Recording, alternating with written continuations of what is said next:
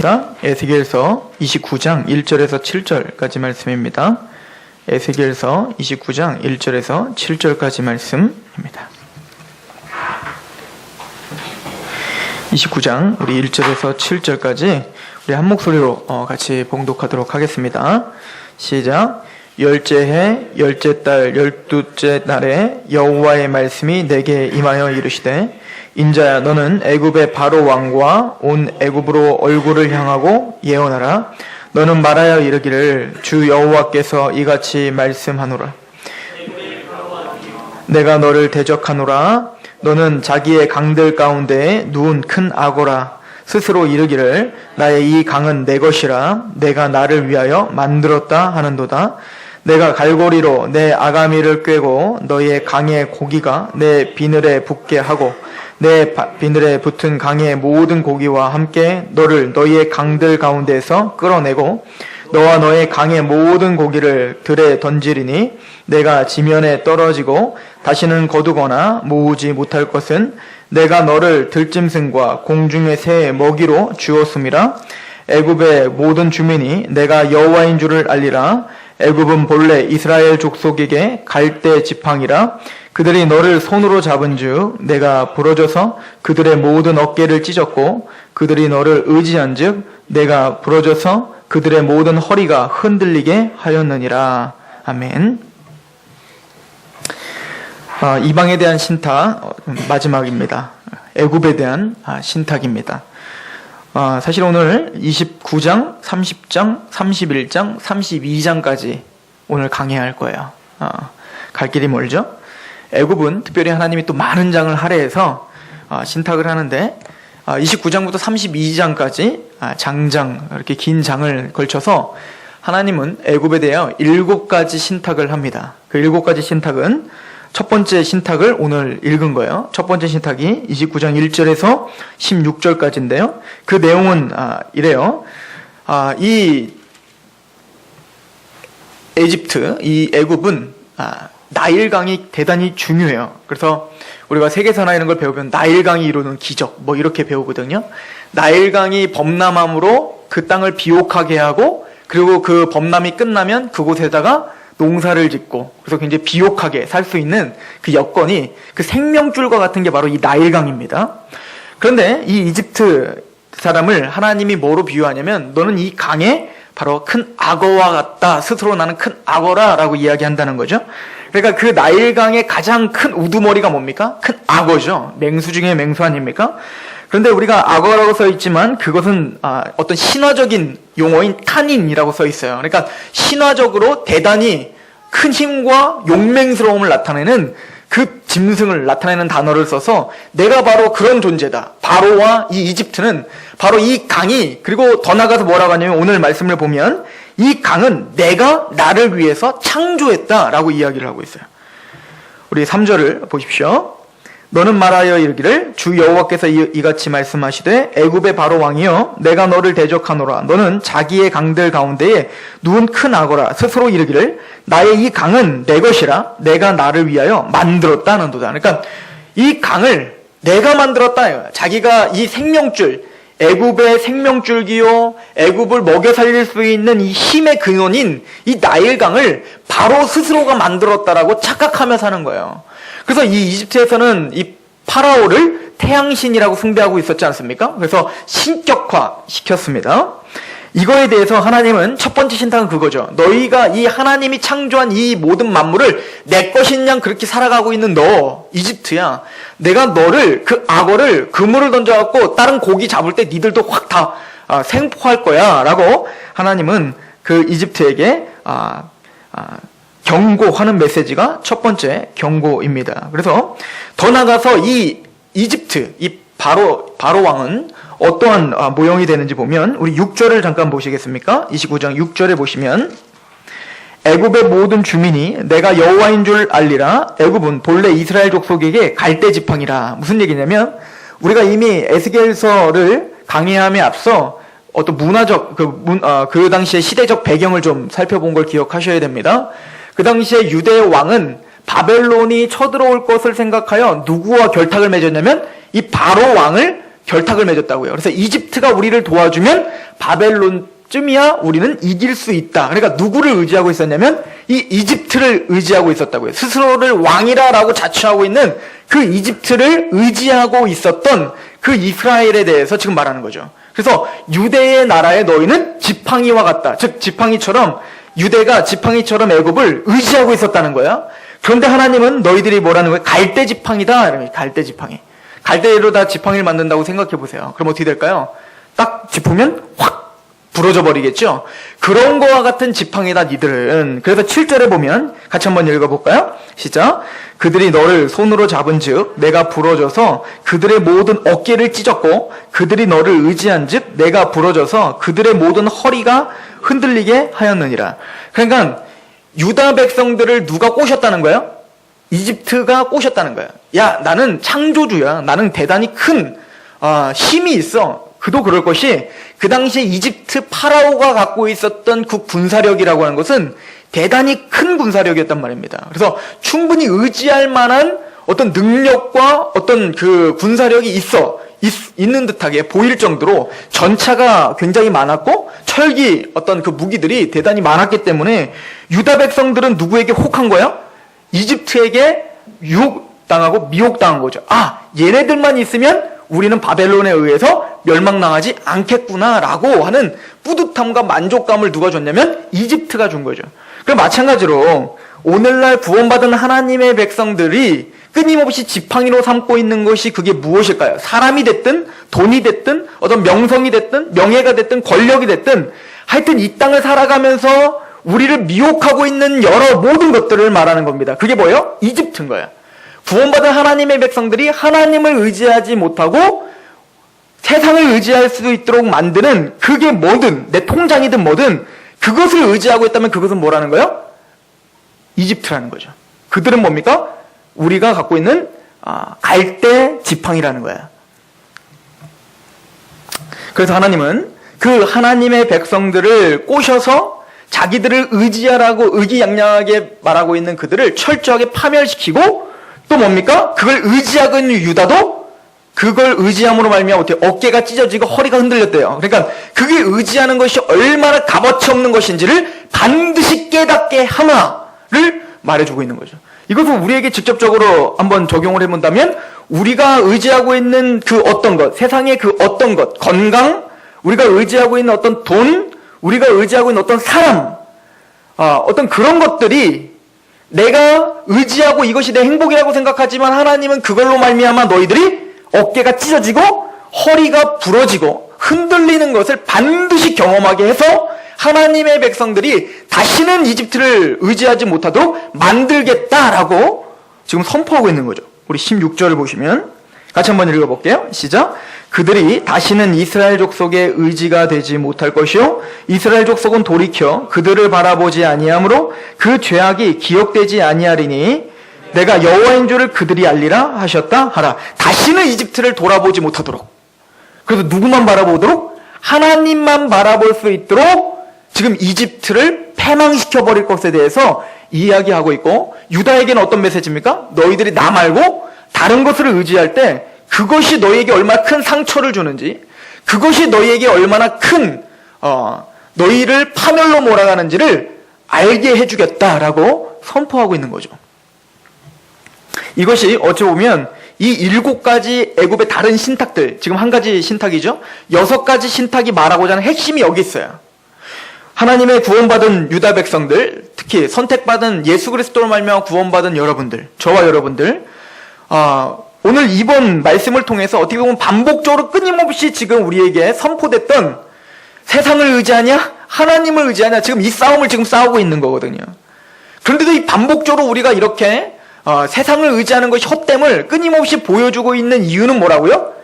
반복적으로 설명하고 설명해도 우린 끊임없이 이집트, 그 부러지는 그 지팡이를 의지하려고자 하는 그 죄됨, 이 죄된 욕망, 이런 것들을 하나님은 계속 우리에게 파헤치고 고발하고 또 고발하고 있는 것을 보며 이제 다음 주부터는 이제 에스겔을 통하여서 이제 긍정적인 환상들이 시작될 거예요. 이렇게 하나님만을 의지하는 백성을 다시 만들어서 이제 하나님이 어떤 역사를 일으키실 건지, 어떻게 역동적으로 교회를 다시 회복시키고 거듭난 하나님의 백성들을 어떻게 쓰실 건지, 그래서 이 땅을 어떻게 변화시킬 건지에 대해서 이제 그 역동적인 여러분들이 아주 막 가슴이 뜨거워질 만한 메시지가 이제 선포될 텐데, 그러기 전에 먼저 7가지 신탁을 통해서 다시 한번 어떤 그 높아진 마음을 잠재울 필요가 있다고 성경은 이야기하고 있는 것 같아요. 두 번째 신탁은 이겁니다. 29장 17절에서 21절까지가 두 번째 신탁인데요.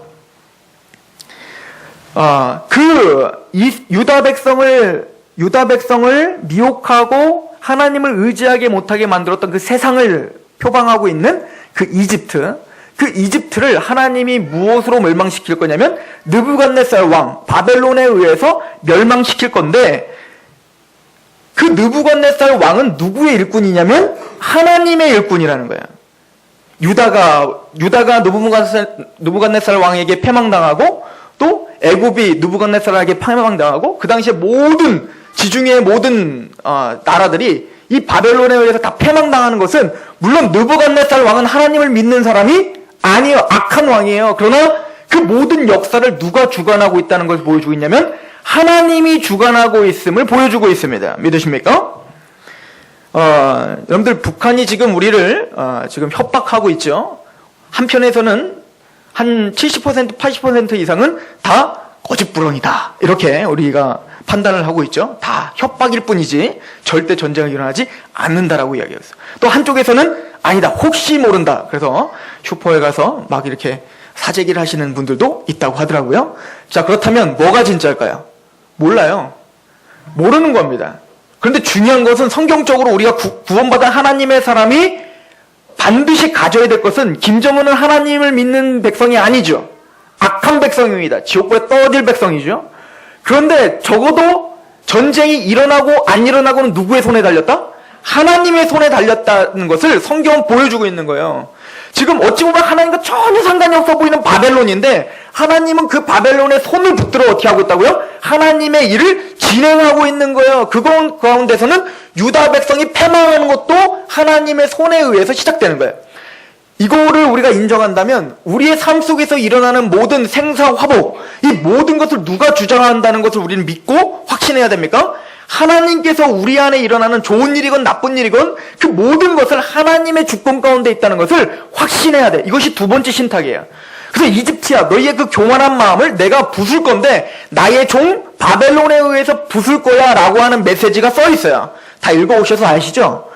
근데 왜 모르는 것처럼 그렇게 저를 쳐다보고 계시는지 모르겠지만, 자, 그리고는 뭐라고 하냐면, 바벨론이 뭐요?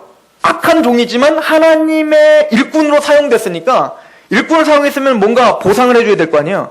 성경에 뭐라고 하냐면, 내가 바벨론 느부갓네살 왕에게 보상했다. 그 보상은 뭐냐면 이집트, 너희의 땅을 바벨론에게 주는 것, 이렇게 보상할 거야. 우리 이걸 통해서 뭐 이렇게도 한번 볼 수가 있겠죠. 악한 자를 들어 쓰셔서 그에게 그래도 수고했으니까 그래도 그에게 뭔가 보상을 해주시는 하나님. 그러면 하나님의 뜻 가운데, 주님의 나라 가운데 영원한 생명을 위해서 일했던 하나님의 백성들에게는 영원한 것으로, 또 가장 값진 것으로 보상해 주시겠구나를 우리는 볼 수도 있겠습니다. 세 번째 신탁은 30장 1절에서 19절까지예요. 30장 1절에서 19절까지가 세 번째 신탁인데, 이집트의 교만함을 지적하며 느부갓네살 왕이 실제적으로 어떻게 황폐케 할 것인지에 대해서 보여주고 있어요. 자, 우리 1절부터 한번 볼게요. 30장을 가보시고 1절부터 보시면, 또 여호와의 말씀이 내게 임하여 이르시되, 인자야, 너는 예언하여 이르라. 주 여호와께서 이와 같이 말씀하시되, 너희는 통곡하며 이르기를 슬프다, 이날이여 하라. 그날이 가깝도다, 여호와의 날이 가깝도다. 구름의 날이 날일 것이요 여러 나라들의 때이리로다. 자, 심판의 날이죠. 이집트에게는 심판의 날이라고요. 이제는 그 무서운 하나님의 심판이 임하는데, 그것을 무슨 날이라고 말해요? 구름의 날이 될 것이요, 이렇게 말하죠. 이 구름은 성경에 하나님의 영광을 상징하는 아주 중요한 단어입니다.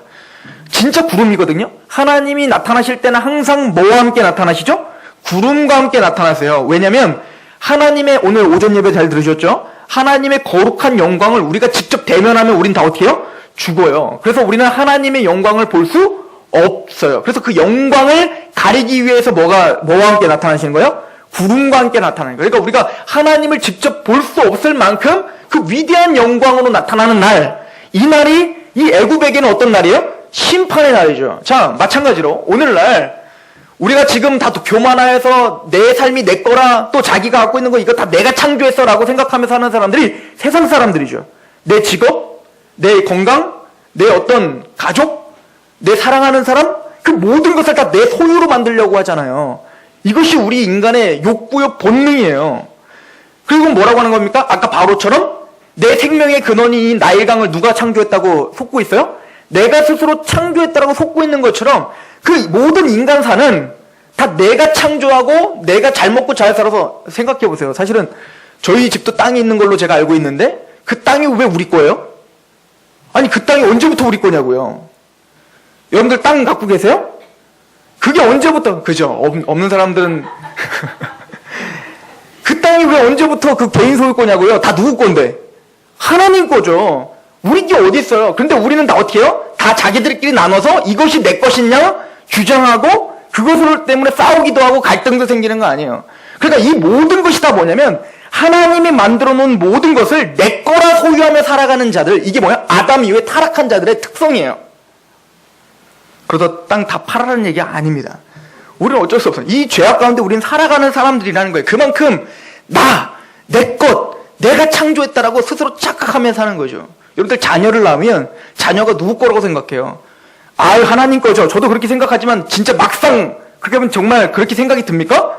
다 내 거라고 소유하잖아요. 뭔가 내 맘대로 안 되면 화가 나잖아요. 이거 다 내 거라는 거잖아요. 저도 하준이를 받으러도 지금 몇 살 안 됐는데도 내 맘대로 안 되면 화가 막 치밀어 올라오는데 내 말도 안 듣고 이거 막 엄마들 막 그러죠. 내가 너를 낳으려고 얼마나 고생했는 줄 알아? 내가 너를 키우려고. 이거 다 뭐예요? 내가 너를 낳아서 내가 너를 해갖고 내가 이렇게 먹여서 내가 해서 너 내 말대로 들어야 돼 라고 하는 것 자체가 그 자녀를 내 소유로 만들려고 하는 그것 때문에 갈등이 생기는 거 아닙니까? 그러니까 우리 인생 모두가 다 내가 창조했다고 지금 착각하며 사는 거예요. 30장 3절 그날에 가깝도다 여호와의 날에 가깝도다 구름의 날일 것이요 여러 나라들의 때이로다. 그러나 예수님이 재림하실 때도 구름과 함께 오십니다. 이게 뭐죠? 하나님의 영광스러운 모습을 갖고 재림하실 겁니다. 그때는 다 내 것이라고 착각하며 내 인생 내 거라고 착각하며 살았던 모든 사람들이 다 어떻게 될 거라는 거예요? 심판의 날이 될 것인 거예요. 우리는 이 구름의 날 하나님을 찬양하지만 내 인생이 내 것이라고 주장했던 모든 사람들은 반드시 하나님 앞에 벌벌 떨고 두려워하며 그렇게 하나님을 맞아들이게 될 것에 대해서 좀 반복적으로 우리에게 설명해 주고 있는 것이죠. 그리고는 하나님은 우리 30장 10절을 한번 보세요. 주 여호와께서 이같이 말씀하셨느니라 내가 또 바벨론의 느부갓네살 왕의 손으로 애굽의 무리들을 끊으리니 그가 여러 나라 가운데서 강포한 자기 군대를 거느리고 와서 그 땅을 멸망시킬 때에 칼을 빼어 애굽을 쳐서 죽임당한 자로 땅에 가득하게 하리라. 내가 그 모든 강을 마르게 하고 그 땅을 악인의 손에 팔겠으며 타국 사람의 손으로 그 땅과 그 가운데에 있는 모든 것을 황폐하게 하리라. 나 여호와의 말이니라. 이거 잘 보십시오. 아까 이 바로가 뭐라고 속았어요? 이 모든 나일강은 내가 만들었다. 나를 위해서 존재한다. 라고 생각했지만 하나님이 대적하고 하나님이 심판하니 하루아침에 그게 누구 손으로 넘어가요? 바벨론 손으로 넘어가더라. 지금 무슨 얘기죠? 그거 네 거 아니라는 거예요. 내가 바벨론의 손을 들어주면 너는 그거 내 거라고 그렇게 강력하게 주장했던 것 한순간에 다 무너질 수 있어를 바로에게 보여주고자 하는 겁니다. 제가 아주 감명 깊게 본 책이 하나 있어요. 그걸 읽으면서 굉장히 분노하며 읽었던 책인데 리차드 돈킨슨이 쓴 책이에요. 굉장히 젊은이들에게, 특히 지적인 젊은이들에게 대단히 큰 영향력을 끼쳤던 책 중에 하나입니다. 만들어진 신이라고 하는 책이에요. 그 책이 굉장히 저를 흥분케 하여 그 제목이 그래갖고 차서 봤죠. 말 그대로고요. 종교는 망상이라는 거죠. 즉 사람들이 망상에 쌓여서 하나님을 믿게 됐다는 거예요. 그래서 그 사람의 그 머릿말에 보면은 이렇게 써 있어요. 이 땅에 종교가 없어진 것을 생각해봐라. 그럼 얼마나 유토피아가 형성이 될까? 종교 때문에 전쟁이 일어났다는 거죠. 종교 때문에 모든 사람의 갈등이 생겼다는 거죠. 그래서 그 예를 들면 이제 이슬람의 어떤 반동 분자들이 종교라는 이름하에 테러를 저지르고, 또 카톨릭이 종교라는 이름 때문에 십자군 원정을 통해서 사람들에게 살육을 저지르고, 오늘도 종교 때문에 유대교와 이슬람이 전쟁이 일어나고, 모든 종교 때문에 지금 이런 사고가 일어났다라고 하는 거죠. 그리고는 그는 또 하나의 책을 냈는데, 이게 뭐냐면 이기적인 유전자라는 거야. 말 그대로 우리는 다 이기적인 유전자로 진화됐다는 거죠. 좀 무슨 얘기냐면, 우연히 어떤 생물이 우연히 시작됐는데 그 우연한 생물들이 서로 이기적으로 적자생존, 그렇게 막 싸우다 보니까 잡아먹고 하다 보니까 나중에는 고등하고 월등한 동물들만 살아남은 게 지금 시대라는 거예요. 그래서 가장 월등한 동물은 바로 인간이라는 거죠.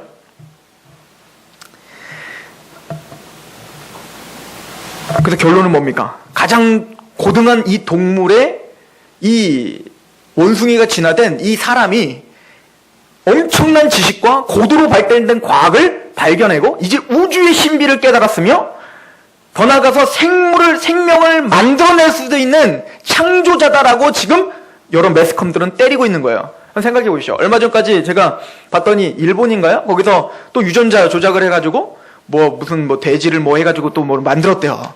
그걸 보니까요, 정말로 이게 실험이 안 돼서 그렇지, 사람의 유전자를 빼갖고 난자를 채취하고 이렇게 해갖고 그 유전자를 통해서 이렇게 다시 정자를 만들어서 하면 이 사람도 만들어내겠더라고요. 그래서 이런 모든 상황이 다 뭡니까? 과학으로 이 월등한 인간의 힘으로 뭐 하겠다는 겁니까? 하나님의 자리를 빼앗겠다는 거죠. 이게 뭡니까? 이집트예요. 이게 바로인 거예요.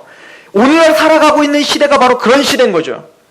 하나님의 권위와 하나님의 어떤 그 신적인 존재, 하나님의 창조성, 이 모든 것들을 다 무력화시키려고 하는 시대에 우리는 살아가고 있습니다. 그래서 우리에게 나아진 것이 무엇입니까? 그래서 우리에게 병이 없어졌습니까? 더 많은 병이 생겼죠. 그리고 사람들은 더 불행해지기 시작했습니다.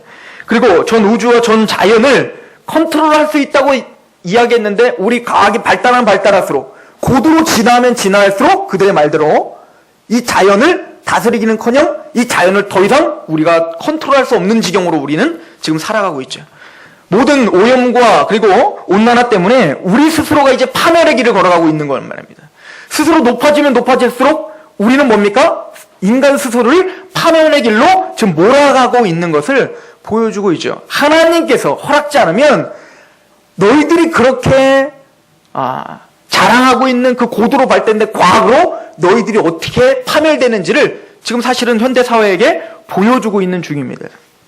그런데 이 바로와 우리는 아직까지도 회개치 않고 하나님 앞에 무릎 꿇지 않음을 보여주고 있는 겁니다.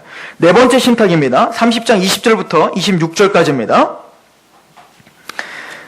이것이 네 번째 신탁인데, 즉 하나님은 그 교만한 자의 이집트의 팔을 부러뜨려서 바벨론에게 패망하게 할 것이다 라고 이야기하고 있는 거죠. 우리 21절 한번 볼게요.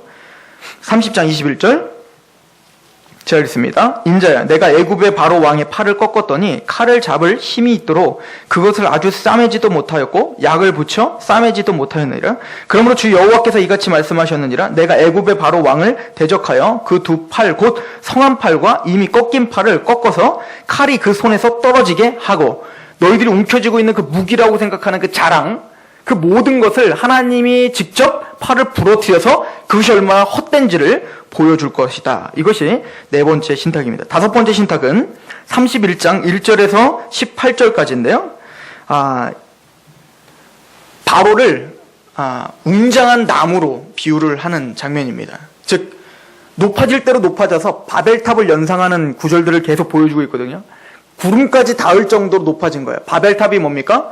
스스로 하늘까지 성을 쌓아서, 탑을 쌓아서 우리의 흩어짐을 면하자. 즉 하나님의 은혜를 구하는 게 아니라 내가 뭔가 해서 내가 생명을 연장하고 내가 뭔가 부를 축적하면 그것이 행복이고 영원한 생명이야. 진시황제 갖고 불로초를 찾아와라. 그러다 영생 얻게 라고 하는 것처럼 우리 모든 인간들은 그런 높아진 마음에 그렇게 살아가고 있다는, 자고하다는 거죠. 하나님이 그리고는 이 이집트가 그렇게 넓은 웅장한 나무가 되어 주위에 있는 모든 나라들을 다 내 밑으로 와. 그럼 내가 너희를 보호해 줄게 라고 이야기했고, 미국 같아요. 미국이 꼭 걱정 마. 일본, 한국 다 걱정 마. 내가 핵 우산이 되어 줄게. 내 밑에만 있으면 모든 것을 내가 다 막아줄 수 있어 라고 자고하고 있는 것처럼 이집트가 그런 어떤 자고함이 있었던 겁니다. 하나님은 그 모든 것들을 부셔버리겠다라고 하는 것이 바로 5번째 신탁이고, 6번째 신탁은 32장 1절에서 16절까지예요. 이것은 이 땅의 사자와 악어, 즉 나는 이 땅의 사자고 또 강물의 악어야. 그러니까 이 강물에서 가장 힘이 세고, 그리고 이 육지에서 가장 힘이 센 뭔가 높아진 그것을 표현하고 있죠. 근데 하나님이 그 사자와 악어를 다 잡겠다, 뭐 이런 얘기입니다. 그 7번째 신탁은 32장 17절에서 32절까지인데 이건 한번 보겠습니다. 이것이 어떻게 보면 요약이에요.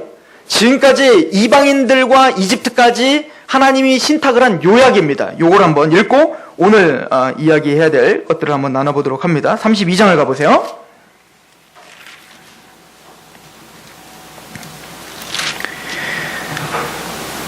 자, 32장 우리 17절부터 보면 좋겠지만 19절을 한번 보시겠습니다.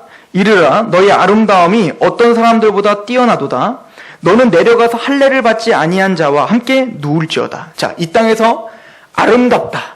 그리고 뭔가 자랑하고 뭔가 화려함을 살아가고 있는 모든 자들을 말하는 거예요.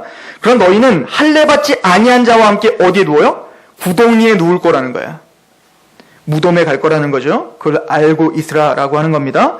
21절 보세요. 용사 가운데 강한 자가 그를 돕는 자와 함께 스올 가운데서 그에게 말하며 할례를 받지 아니한 자 곧 칼에 죽임을 당한 자들이 내려와서 가만히 누웠다 하리로다. 22절 거기 아수르와, 자 아수르라는 나라를 또 이야기하죠. 아수르와 그 온 무리가 있으며 다 죽임을 당하여 칼에 엎드려진 자라. 그 무덤이 그 방에 있도다. 그 무덤이 구덩이 깊은 곳에 만들어졌고 그 무리가 그 무덤 사이에 사방에 있으며 그들은 다 죽임을 당하여 칼에 엎드러진 자 곧 생존하는 사람들의 세상에서 사람을 두렵게 하던 자로다. 이게 뭐죠? 이 땅에서 명성과 어떤 그 권력을 갖고 있어 사람들을 두렵게 했었던 자고한 자들, 용사들, 이런 사람인데 다 어떻게 됐다? 애굽이 심판받고 내려가니 그 사람들이 다 같이 있더라는 거예요. 구덩이에. 하나님의 심판을 동일하게 받았다는 거죠. 김일성이 누구를 만났을까요? 김정일을 만났겠죠. 어디서? 동일한 곳에서. 영원한 지옥 형벌을 받았겠죠.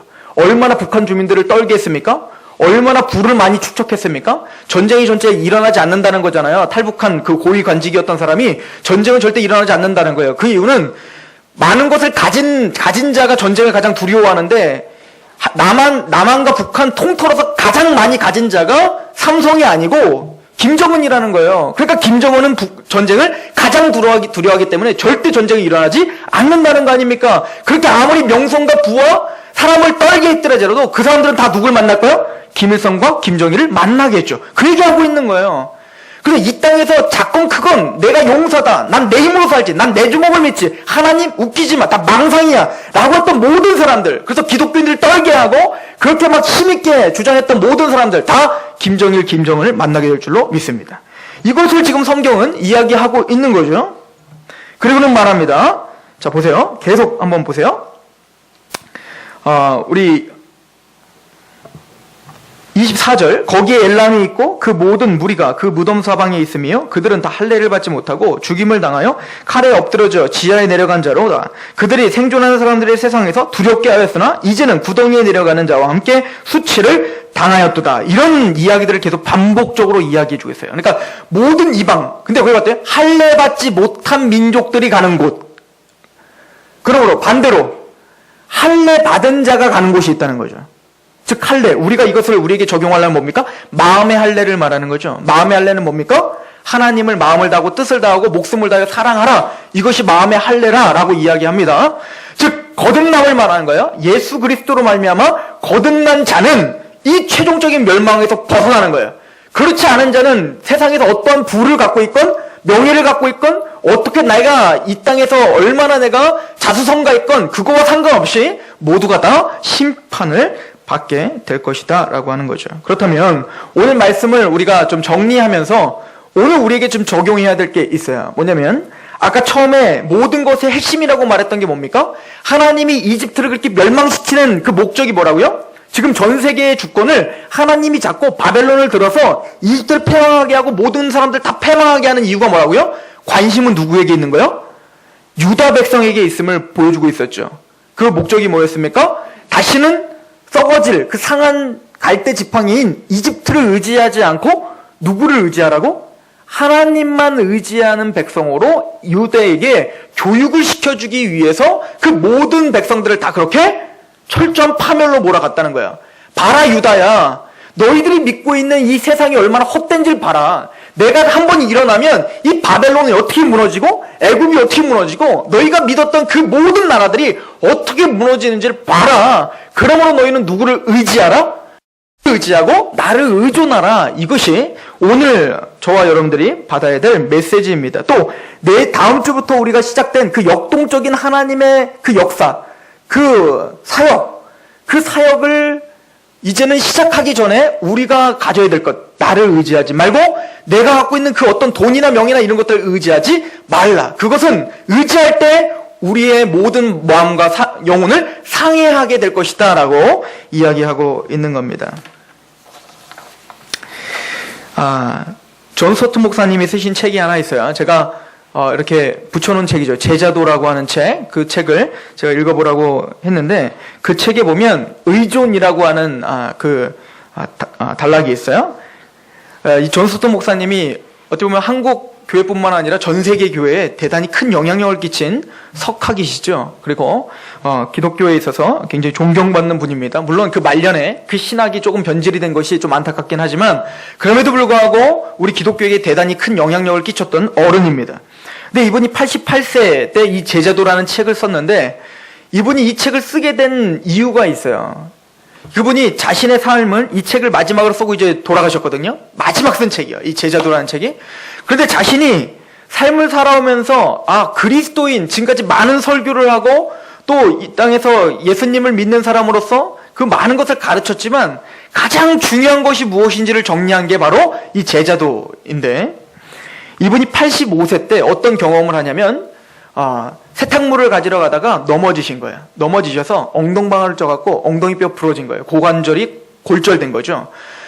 그 노인이 그렇게 한번 골절이 되면 대단히 힘들거든요. 저희 아버지도 고관절이 골절이 되니까 대단히 힘들어 하시더라고요. 뭐 움직이지를 못하시니까.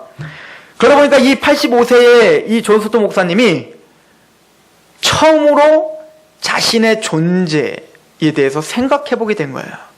그리고는 이 이야기를 존 와이어트라고 하는 어떤 의사, 교수였던 분과 이야기를 하며 눈물을 흘리면서 자신의 어떤 그 비참했던 그 85세 때 엉덩방아를 쪄갖고 아무것도 못 움직이는 거죠. 아무것도 못 움직이는 상황이 돼서 자신이 정말 아무런 가치가 없구나까지, 그래서 눈물이 날 정도로, 이분이 원래 눈물이 없대요. 그리고 대단히 강하게 설교를 했던 분이고, 그랬던 분이 자신의 모든 인생이 다 무너지는 것 같은 그런 체험을 했던 것을 나눈 이야기가 써 있어요. 그때 존 와이어트라고 하는 사람이 존 스토트 목사님과 그 당시에 그 경험을 이야기하며 이런 글을 썼어요. 존 스토트는 스스로 며칠 동안 방향감각 상실과 두려움을 일으키는 환각증 때문에 힘들어했다. 어쩔 수 없이 간호를 받아야 하는 처지를 창피했고 미래가 어떻게 될지에 대한 염려도 있었다. 우리가 병원에서 함께 이야기를 나누고 있을 때 나는 몇 년 전에 심하게 아팠던 일과 그로 인한 혼란스러웠던 상황이 생생하게 떠올랐다. 우리 둘 다 눈물을 흘렸고 인간이라면 누구나 갖고 있는 연약함과 나약함이 강하게 느껴져서 거기에 압도되었던 기억이 난다. 그러나 그것은 고통스러웠지만 자유를 가져다준 경험이었다. 이 존 스토트 목사님은 하나님에게 구원받아 성숙함이라고 하는 것을 이제야 깨달았다는 거예요. 자기가 노년이 돼서 아무것도 자기 손으로 할 수 없는 그때, 그래서 자기의 인생이 정말 연민이 되어서 어찌 보면은 너무 비참한 것 같잖아요. 자기 손으로 아무것도 못하니까. 그러니까 자기 인생이 정말 아무것도 아니구나를 깨달으면서 진짜 성숙이 무엇인지를 깨달았다는 거예요. 그건 바로 의존이라는 거예요. 의존이라는 것이, 의존을 할 수 있는 사람이 진짜 성숙한 사람이라는 걸 깨달았다는 거예요. 난 내가 해야지, 내가 믿지, 내가 할 거야. 뭐 그렇게 딱딱 딱딱하게 굳어서 내가 할 수 있을 거라고 막 자부심을 갖고, 우리는 그게 용사라고 말하지만 존 스토트 목사님은 그걸 반대로 뭐라고 하니, 그것이 바로 성숙하지 못함의 표상이라고 말하고 있는 겁니다. 자신의 인생 가운데 아주 엘리트였지 않습니까? 굉장히 그 고도의 어떤 지식을 가지고 하나님을 이야기하고 모든 것을 이야기할 때, 그것이 성숙이 아니라 나는 아무것도 못하는 존재구나, 내 삶으로는, 내 힘으로는 거동조차, 아니 밥 먹는 것조차 내 힘으로 할 수 없는 거구나를 깨달은 다음부터 이게 성숙이라고 깨달아지기 시작했다는 거예요. 이게 무슨 말인지 아시겠습니까? 존 스토트 목사님을 물리치료했던 그 물리치료사가 슐라모어라고 하는 사람이 이런 말을 남겼어요. 그 존 스토트 목사님에 대해서. 이런 순간들을 하나님이 앞으로 있을 삶에 변화를 준비하도록 주신 것으로 하나님이 주신 특별한 선물로 바라보는 것은 참으로 귀한 일인 것이다. 즉, 존 스토트 목사님이 보니까 아무것도 자기 입으로 하지 못해서 맨 처음에 막 눈물을 흘리고 너무너무 힘들어하더라는 거예요. 그런데 그 과정 속에서 하나님을 만나면서 이런 마음이 깨달아지는 거예요. 옆에서 봤던 그 물리치료사가 볼 때 그는 새로운 삶이 시작됨을 발견하기 시작했다는 거죠. 하나님이 하나님을 바라볼 수 있도록 자신에게 은혜를 줬다라고 존 스토트는 생각하기 시작했다라고 이야기하는 겁니다. 그래서 그 존 스토트 목사님이 이렇게 얘기해요. 우리 인생을 향한 하나님의 계획은 우리가 의존하는 존재가 되는 것입니다. 하나님을 철저하게 의존하면 의존할수록 우리는 지금 성숙해가고 있는 거예요. 하나님에게 기도하면 기도할수록, 눈물을 흘리고 눈물을 흘리면 흘릴수록 그 사람은 지금 성숙해지고 있다는 증거되는 열매라는 거예요. 그런데 우리가 믿음이 좋다 하면서 내 힘으로 계속 살아가고 전혀 하나님을 의지하지 않는 상태가 됐다면 그 사람은 점점 신앙이 어려져 가고 있다라고 확신하면 되는 겁니다. 하나님은 우리에게 의존이라는 것을 태어나면서 죽을 때까지 배우라고 우리의 인간에게 연약함을 허락하셨어요. 여러분들, 제가 옛날에 저희 동네에 소가 있었어요.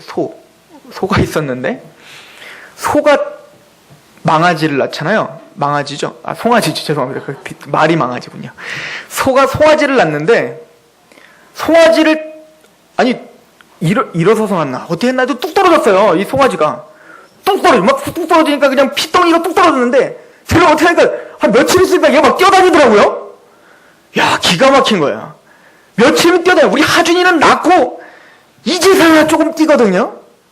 근데 가다가 맨날 넘어져요. 그러니까 사람이 얼마나 연약한지. 보통 동물들과 다르게 사람은 손도 많이 가고 너무너무 연약한 거예요. 뭘 깨달으라는 겁니까? 우리가 그런 존재라는 걸 깨달으라는 거예요. 그럼 우리가 살아가면서 남의 도움을 꼭 받아야 되는 사람들이에요, 우리는. 그리고는 점점 죽음과 가까워지면 가까워질수록 우리는 다시 어떻게 돼요? 어린아이처럼 돼가죠.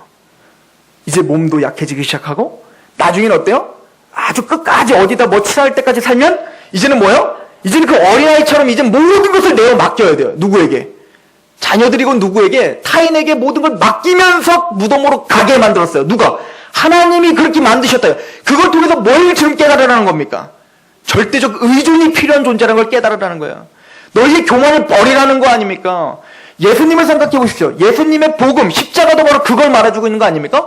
하나님이, 천지를 창조하신 하나님이요, 우리와 똑같이 어린이의 모습으로 왔다, 애기의 모습으로 왔다고요.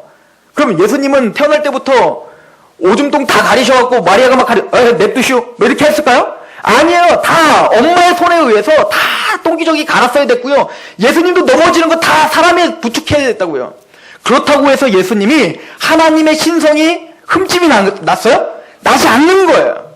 그럼 예수님은 십자가에서 죽으시면서 십자가에 뭡니까? 모든 것을 내어 맡기죠. 자신이 할 수 있는 게 하나도 없어요. 엘리 라마 사박다니, 주여 왜 나를 버리십니까? 내가 할 수 있는 것이 아무것도 없음을 말합니다. 그리고 마지막 한 말이 뭡니까? 내 영혼을 부탁합니다. 하나님이신 예수님이 철저히 태어날 때부터 죽을 때까지 누군가에게 의존하고 살았다면 우리가 뭐라고 내가 다 할 수 있다고 교만을 떨고 있는 겁니까? 십자가를 통해서 우리에게 알려주는 겁니다. 너는 나를 의지하라 이거예요. 예수님조차, 하나님이신 예수님이 끝까지 주님을 의지했던 것처럼 너희는 나를 의지하라. 이것을 우리에게 지금 보여주고 있는 겁니다. 갈라디아서 6장 2절 너희가 짐을 서로 지라 그리하여 그리스도의 법을 성취하라. 맞아요. 우리는 살아가면서 우리 힘으로 우리의 존재 우리만으로 살아갈 수 없음을 깨닫게 한 겁니다. 서로 짐을 져야 돼요. 누구에게 도움받는 것을 부끄럽게 여기시면 안 됩니다. 도움받을 땐 받으셔야 돼요. 그러면서 내 스스로 살 수 없구나를 깨달으시면 되는 거예요. 그리고 오늘 하나님을 바라보시면 돼요. 하나님을 이렇게 의지해야지 내가 하루도 살 수 있구나를 깨달으셔야 돼요. 요한복음 21장 18절 내가 젊어서는 스스로 띠띠고 원하는 곳을 다녔거니와 늙어서는 내 팔을 벌리니 남이 내게 띠띠우고 원하지 아니하는 곳으로 데려가리라. 이게 성숙이라고요. 베드로야, 네가 지금은 내가 떠나지 않겠습니다. 내가 뭐 주님을 다 뭐 보호하겠습니다. 막 칼자루 들고 막 휘둘렀잖아요. 근데 주님 뭐라는 겁니까? 네가 지금은 너를 믿고 그렇게 까불고 있지만 네가 성숙하면 성숙할수록 나이가 들면 들수록 너는 너의 들고 있던 칼을 내려놓게 될 것이고 너의 팔을 벌리게 될 것이다. 그리고 성령이 이끌어가는 대로 살아가는 것이 그게 성숙이요 그게 삶의 승리라는 것을 알게 될 것이다. 이게 주님이 우리에게 주시는 메시지 아닙니까? 요한복음 15장 5절 나는 포도나무에 너희는 가지라 그가 내 안에 내가 그 안에 거하면 사람이 열매를 많이 맺나니 나를 떠나서는 너희가 아무것도 할 수 없습니다. 하나님을 의존하는 법을 배우십시오. 하나님을 의존하는 법을 배우세요. 저는 하나님께 너무나 감사해요. 이 젊은 나이에 하나님을 의지할 수밖에 없게 저를 만드시는 거예요. 끊임없이 육체를 통해서 또 여러 상황을 통해서. 여러분, 제가 복입니까? 여러분들이 복입니까? 존 스토트 목사님이 엉덩이 뼈가 부러져가지고 자기의 모든 것을 하지 못하여 영원한 것을 바라보고 하나님을 더 간절하게 붙잡을 수 있었다면 건강한 우리가 복입니까? 아니면 존 스토트 목사님이 복입니까? 하나님을 의존하는 법을 배우시기 바랍니다. 이집트가 하나님을 의존하지 못하고 교만할 때 하나님은 그들의 팔을 꺾으십니다. 그리고 유다에게 보여주십니다. 봤니? 널 나를 의존해야 되지 않겠니? 그 성숙으로 그 성숙의 길로 들어가시어 승리하시는 저 여러분들 되기를 소망합니다. 기도하겠습니다. 하나님, 우리가 갖고 있는 그 상한 갈등